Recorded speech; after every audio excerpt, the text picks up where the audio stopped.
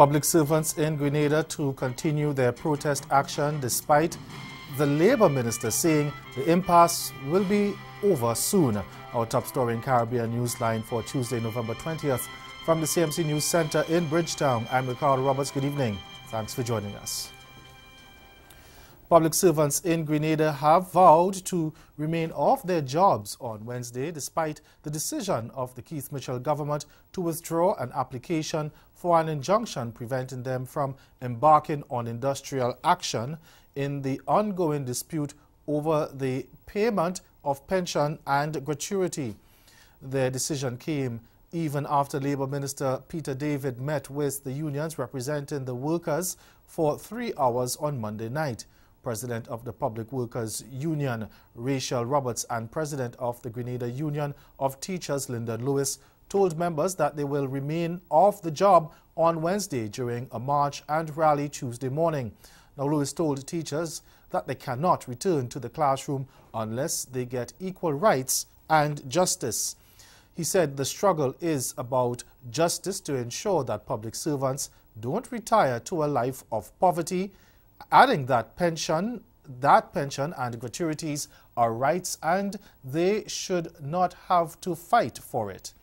Workers have been staging work stoppages since November 5 when the government said it could only offer a gratuity of 2%, but the unions say they will only accept a 25% offer in keeping with the provisions of the Constitution.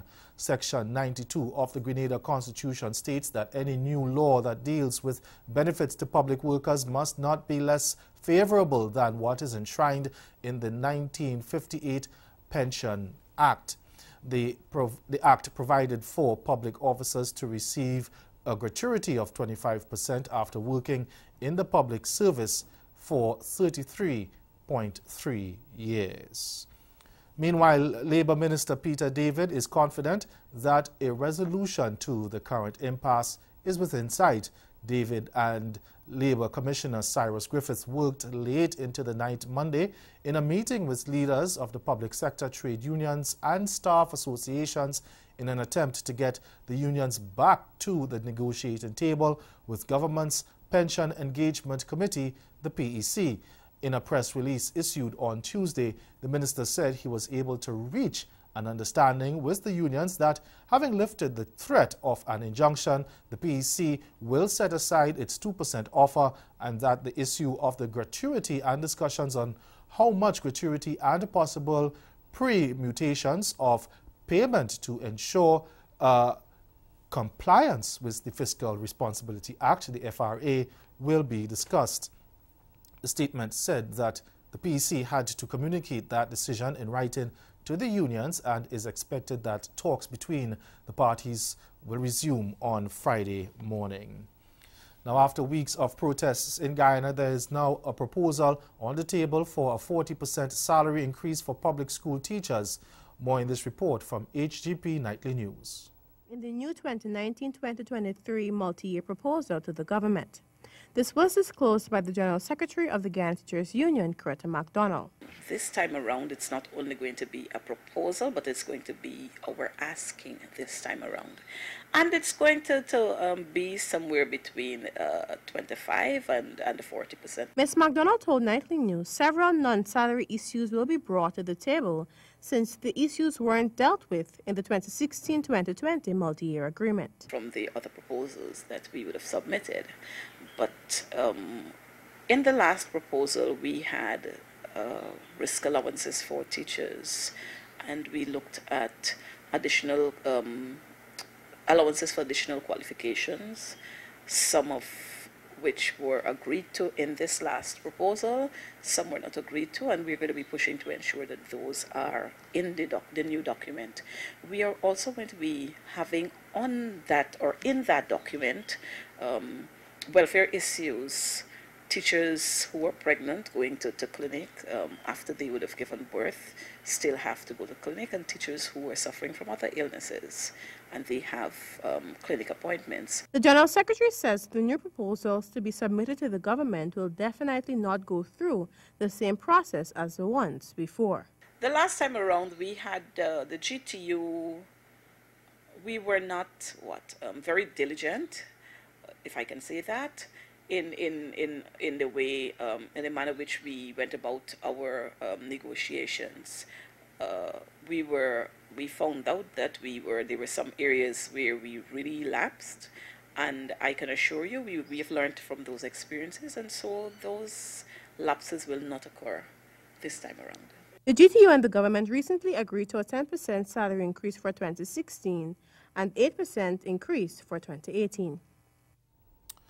Doctors in the Bahamas have put on hold plans to take strike action over wages and working conditions. President of the Consultant Physicians Staff Association, Dr.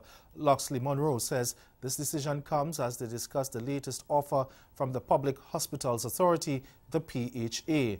He says the next step is to share with the general body what has been offered and get a common position with which to go back to PHA. Last month, Bahamian doctors voted to take strike action, insisting that they had no choice after complaining of the working conditions and a lack of health insurance. They also said they had not received salary increases for the past 10 years and had planned to begin industrial action by the end of this week. Dr. Monroe says the Public Hospitals Authority has found the funds that make up the deficit but does not add to the actual base salary. He added that in the past, senior physicians were owed back pay because they had not received raises for 3 cycles. He said the new proposal by the PTA would compensate the senior physicians for years of no salary increases. Over in Trinidad and Tobago now, 10 people, including a clerk in the Ministry of Social Development and Family Service, have appeared in court charged in connection with a flood relief grant scam. They will reappear in court on Friday after they were charged with attempting to defraud the Trinidad and Tobago government of 140,000 TT dollars following the recent floods in the Twin Island Republic. The clerk, Farah Hanif, was charged for distributing forged emergency relief and recovery assistance forms on behalf of 7 people in the sum of 20,000 TT dollars each. The 10 were not called upon to plead because the charges have been laid indictably. The prosecution said that it would be prepared to disclose the summary of evidence on Friday. All the accused were granted between $30,000 and $40,000 bail by a justice of the peace after they were charged by detectives of the fraud squad on Sunday night. The Trinidad and Tobago government has said it has provided millions of dollars in grant aid to persons whose homes were affected by the recent floods. In some instances, families received between $15,000 and $20,000 in assistance. The main opposition, St. Lucia Labour Party, the SLP, has filed a motion of no confidence against the government of Prime Minister Alan Chasney. They are calling for his immediate resignation as head of the 2.5-year-old administration. SLP leader Philip J. Pear told a news conference on Tuesday ahead of the sitting of Parliament that he had earlier in the morning delivered to the Clerk of the Parliament the motion to be submitted to the Speaker of the House. Since the appointment and installation of Honorable Alan Chasney as Prime Minister and Minister for Finance, Economic Growth, Job Creation and External Affairs, St. Lucia has been governed in a manner that has undermined our Constitution, its conventions and practices. We have witnessed a growing abuse of public office, unreasonable and irrational decision-making, unsustainable fiscal deficits, squandering of the state's financial resources, and a decline in public trust and confidence in the Prime Minister's ability to govern the country. Pear says the massive attendances at public demonstrations, in particular the National Public March and Rally organized by the SLP on September 9th, along with views of the satisfaction displayed on placards and vocalized in mass chants, send a clear message that public confidence in Alan Chasney has been severely eroded. Some people, including members of government, attempt to discredit this historic action by suggesting it will not prevail. My response to that is, what will be the measure of whether it prevails or not? Is it simply whether it gets the support of the majority of votes or not? We will not predict the outcome. Parliamentarians who are already deciding to vote against the motion before the debate takes place are setting themselves up as collaborators with Prime Minister Chasney's callous and uncaring policies. If at the end the UWP decide to snub the people and support a Prime Minister who they do not hesitate to criticize in their own private circles, then the people of the country will have an opportunity to witness self-preservation over the interests of the nation.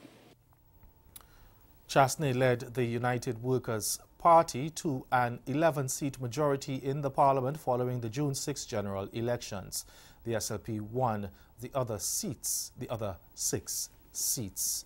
And still to come in Caribbean Newsline, Guyana submits memorial on jurisdiction to the International Court of Justice in the case against Venezuela in the decades-old controversial border row. Stay with us. We have more after the break. Come and experience exceptional fun.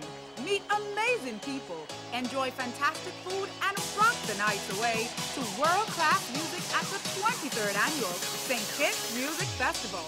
3 nights of musical entertainment from the 27th to the 29th of June 2019. Book now and save the date. For more information, log on to stkittsmusicfestival.net. St. Kitts Music Festival, an experience like no other.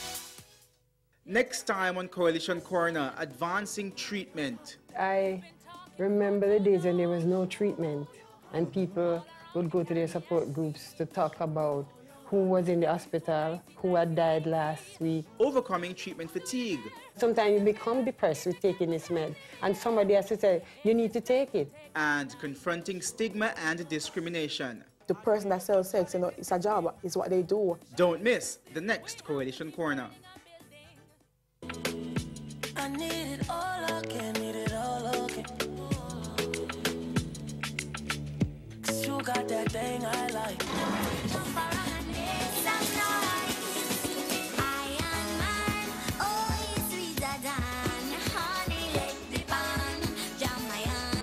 Encore. Press on your body like a piano. I want you to give me more and more.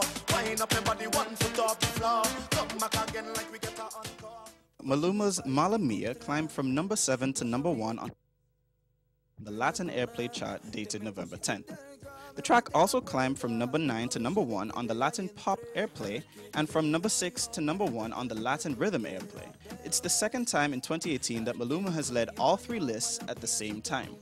He first did it with Shakira on the song Clandestino on September 29th. Mala Mia marks Maluma's 11th number 1 on the Latin Airplay and 5th of 2018.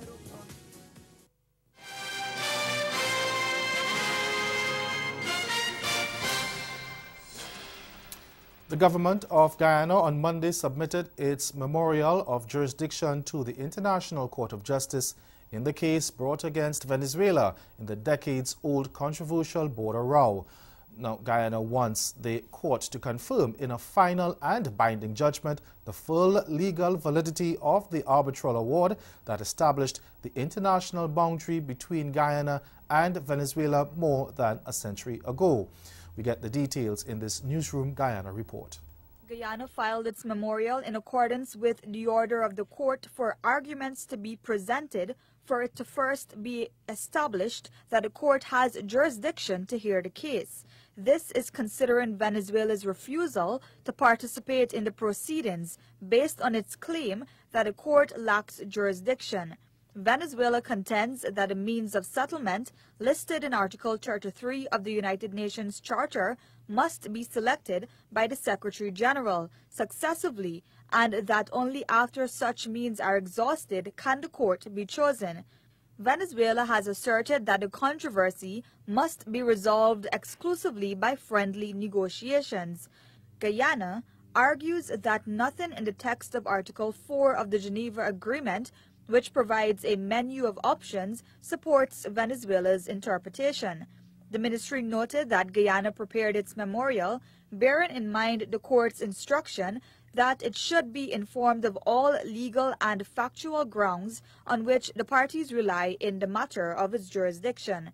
Therefore, The ministry said Guyana's submission accordingly sets out how the boundary with Venezuela was established by an arbitral tribunal constituted pursuant to a treaty concluded by Venezuela and Great Britain in 1897.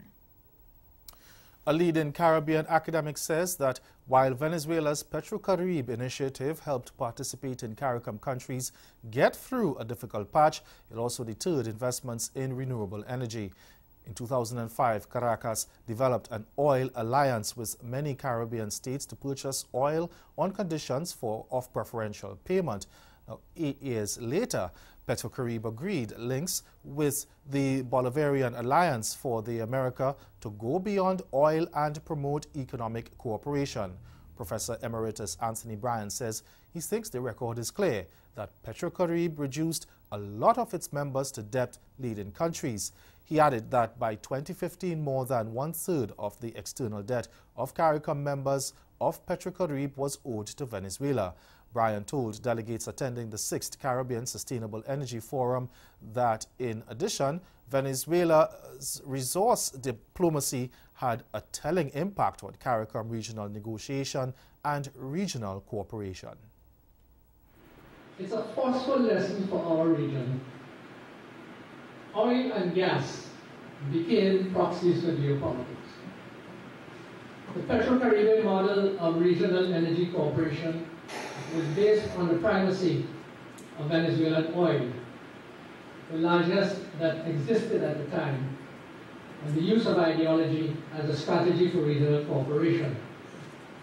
And what I think was the worst part of it, it was that it lulled the region in a false sense of energy security. Governments and private sectors should have been looking to advance the cause of renewable energy, or in the case of my country, Trinidad and Tobago, to at least invest in the cause of renewable energy in the future. And ahead in Newsline Sport, the ICC Women's T20 World Cup organizing committees in St. Lucia and Guyana hailed for their superb work. Stay with us. Sport is next. This hurricane tip comes to you compliments the Caribbean Disaster Emergency Management Agency and the Caribbean Media Corporation. Be prepared. Erect flood barriers or evacuate flood-prone areas.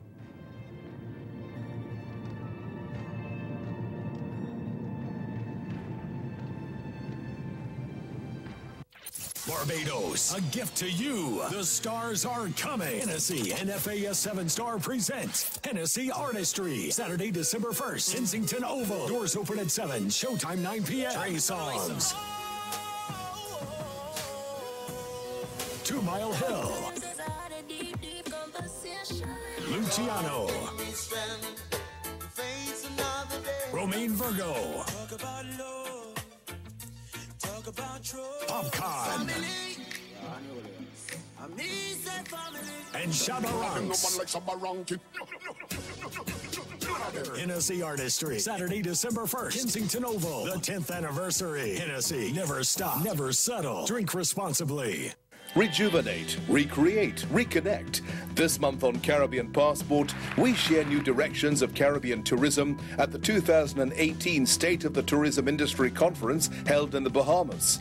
Hear it first from industry experts, top tourism officials and more, right here on Caribbean Passport.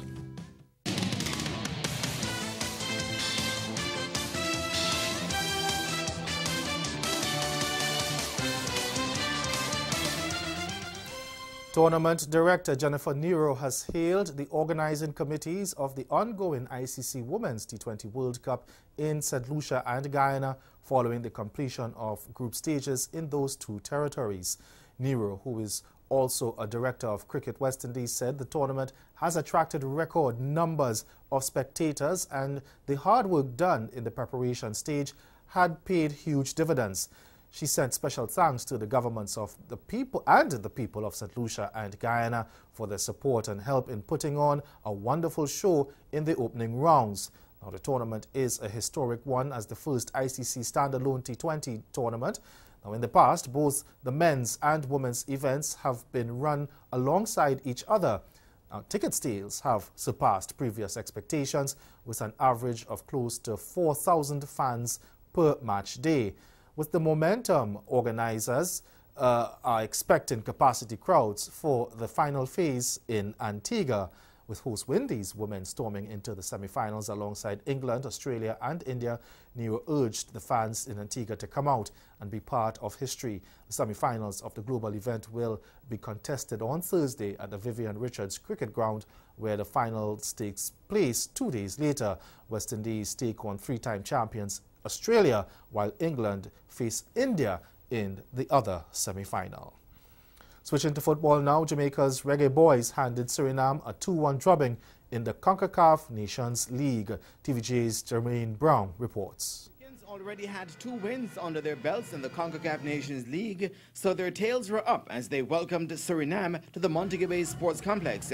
Things were off to a flyer for the Reggae Boys when Corey Burke, with his 4th goal of the league, broke the deadlock after just 7 minutes. Pinpoint accuracy, the delivery from Cameron Lawrence to pick out Burke, who had 11 goals in his first MLS season in the USA. 9 minutes later, the Surinamese defenders couldn't sort out their feet to match Darren Mattox's moves, and they committed the cardinal sin. Mattox picked himself up to shoulder the responsibility, and the Jamaicans were sailing as they went 2-0 up. But Suriname managed to get themselves back into it, and even they were surprised to see the ball crossing the line, Dungy Farr cutting the deficit to 2-1 in the 36th minute. Mattox had another look at goal after being sent in by Peter Lee Vassell, but he couldn't find a way past custodian Clydell Connor as the half came to an end. He did manage to get the better of Connor in the second half, but he could only watch in disbelief at the outcome. Connor thanked his lucky stars. Stefano Rizal tested Blake late on, but no harm done as the score remained the same. It was relief all round when the final whistle came to signal what could only be described as a drab affair.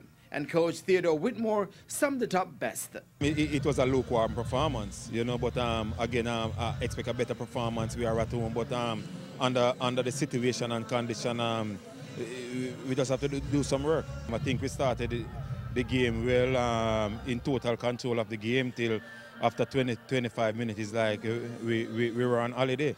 The venue continues to prove a good one for Mattox, though, who always seems to find a way to score in Mobay. Disappointed in myself because a player of my quality should put most of those chances away, you know. But at the end of the day, sometimes our ugly win is better than a pretty loss, you know. So we just got to take the 3 points and move on and come ready for the next game. Burks' goal meant he has scored in all 3 Nations League matches. I expect to score more, but it's just football, and I got 4 goals, so I got to give thanks, as I said, you know. You know, next year, I got to build on what I did this year, and I expect a better season next year.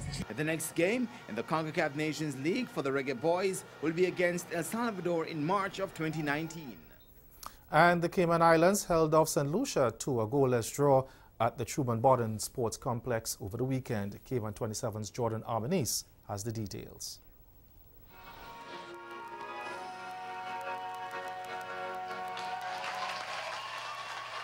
As beloved Isle Cayman echoed through the stands of the Truman Bodden Sports Complex Saturday, Cayman would look to harness the energy of the home crowd into victory, playing in their 3rd game of the qualifying stage of the CONCACAF Nations League. First half, a Cayman throw-in and header that rung off the post as the home team threatened early. Tense moments on the counterattack. St. Lucia would look to go ahead on the cross into the box. That was cleared by Cayman defender Tyler Lee. Here's Cayman's Andre Ruiz with the through ball to Mark Ebanks all alone, but St. Lucia was a step ahead. A golden chance for St. Lucia on the other end as Jevick McFarland is left unmarked. He sails it over the net. Another opportunity for St. Lucia to take the lead. Shot beats keeper Ramon Sealy, but Lee would clear it 0-0 at the half. Second half, more opportunity for both sides as the home crowd of 1,500 plus waited anxiously for their team's first goal. But it was St. Lucia who caught Cayman defender Tyler Lee sleeping. McFarland, though, sails it wide. Crisis avoided. More St. Lucia pressure. Cross goes into the box. Sealy leaps. The ball sails over his hand and rings off the post. Some beautiful passing here by K-Man on the other end. Freed Jonah Ebanks. He's all alone, but he couldn't beat the St. Lucia keeper, Vino Barcelin. K-Man captain Ramon Sealy tested again in the net, and again another incredible save on the St. Lucia header, but no chance would be better than this. Jonah Ebanks on the other end. Gorgeous pass to free Michael Martin, all alone. He'd sail it over the net. This one ends 0-0. K-Man will get their first points of the qualifying stage. Here's defender Joshua Frederick and captain Ramon Sealy on the game. We gave everything, like, with all odds against us. We went through a couple of obstacles, and today, all day, you can't complain with the result. Like, the boys grinded out to the end. We could ask for. I think they had a little bit more of the possession than we would have really liked, but that's a part of the game. We know that we have to fight. A lot of guys had some niggling injuries, and we put in the performance. We just continue to fight and create the chances that we wanted to try and get a goal, but unfortunately it didn't happen today. And that's the sports. Stay with us. We'll be right back. We're going to turn it up a notch. Hennessy and FAS 7-Star present Hennessy Artistry on the Beach, Sunday, December 2nd. Daiquiri Beach. Performing live, Spice, Sham, Rankin King, Mole, Stiffy, Justy, and Little Rick. Plus, World DJ, Rigo Suave, King Ghetto, Scott and Mally Fresh, Hutchin Sid, DJ Raz, Ramon G, Kamal Banki, DJ Puffy, and Jaguar DJ. Hennessy Artistry on the Beach, Sunday, December 2nd, Daiquiri Beach, 4 p.m. to 11 p.m. Hennessy, never stop, never settle. Drink responsibly. Been calling you, been calling you, Alila, calling you, Alila. Bacalala, been calling you, been calling you, Alila. Calling you, I won't leave you alone. I won't leave you alone. I won't leave you alone. No, no, no, no, no, no. Don't you reach me free complete? Can't have a lane of metas and sleep. We couldn't wait to jump in the street. 365 say we don't get the heat. You know, it's interesting because I read a piece by Peggy Noonan in the Wall Street Journal about what did we learn from the Kavanaugh hearings. And what we learned, what we already have known, is that America is divided. But there's literally a war between the left and the right. It's nasty, it's ugly. We've never seen anything like it before. We have these theatrics, and both sides, they do it. And then also,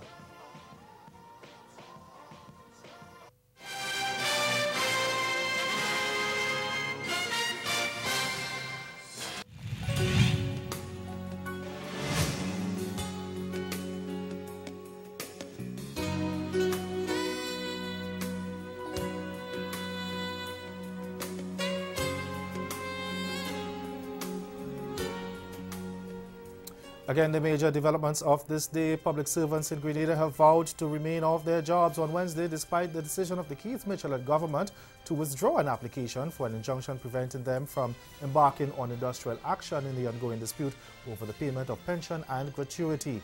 And in sports, tournament director Jennifer Nero has hailed the organizing committees of the ongoing ICC Women's T20 World Cup in St. Lucia and Guyana a huge success. That's Caribbean Newsline. For news and sport round the clock. Log on to CarlinNews.com. We'll be back here again tomorrow. But from all of us at CMC News, thank you for watching. Have yourselves a good night.